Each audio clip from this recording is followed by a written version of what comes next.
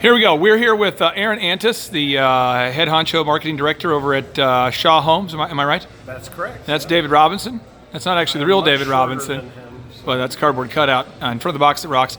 Aaron, can you share with everybody about how the group interview has impacted Shaw Homes and what your first thoughts were when you first heard of this diabolical hiring process? Well, my first thoughts were this can't possibly work because I need to read a lot of resumes and make sure that they have all the correct education and background and that they've done a lot of sales or whatever it is I was hiring for. I wanted to make sure they had all of those things in their resume. And so I spent endless hours reading resumes and then calling and having a phone interview, and then I bring them in for a one-on-one interview. How often did people not show up for the interview? Probably about 40% of the time they would not show up. So per week, maybe 10 candidates, and maybe only 60% of them would actually show up? Correct. So Yes. now, how many people show up for the group interview? How many people say this? How many people say they're going to show up, and then how many actually do show up each week? So I can give you the description of last night. Yep. So we had 58 people that we invited. 58. 28 of them said they were coming. Got it. And 12 of them showed up. So 58 said they were going to come, Yep. and then 28 showed up. 58 we invited. 58 we 28 invited. said they were coming. Got it. And 12 showed up. So only 12 of the 28 that said they were going to be there did show up. That is correct. Of those 12, how many showed up on time? Do you remember?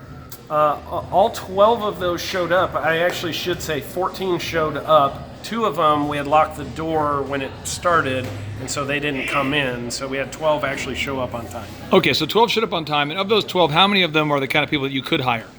I would say 2. And then what were maybe a couple reasons why you would not hire certain candidates, where you're just like, these 10 out of these 12 are absolutely not hireable? In our invitation to come to the interview, which we don't tell them it's a group interview, Yeah. but in the invitation we said, dress to impress, bring something to write on Uh-oh. and something to write with. That's a lot to ask. So the lady who showed up in her house coat and Ooh. flip-flops Ooh, probably isn't going to qualify. harsh. The person with all the facial piercings You're and not into that? tattoos coming up to the Shaw's other not side going of the goth? neck doesn't work in our environment. Okay. Nothing against it, it just isn't for us. Absolutely. So, Nothing against Marilyn Manson, we just don't play it in the background. yeah, exactly. The person who had trouble forming sentences to ask a question at the interview, Yeah, that's tough. probably not going to do well in a sales presentation format, so that person... Final question for you. How many, if you can share, how much sales did you do last year of homes, Shaw Homes? About 62 million in sales. Where would you be if you didn't have these new people working for you in the group interview? Where do you think you'd be? I would be held hostage by a couple of prima donnas who want to tell me how to do everything and want to argue with me and fight with me about what exactly we want done as a company. If I'm watching this and I'm going, I don't want to do the group interview, I don't want to do it, it all sounds so good, but I just don't want to do it, what would you say to me?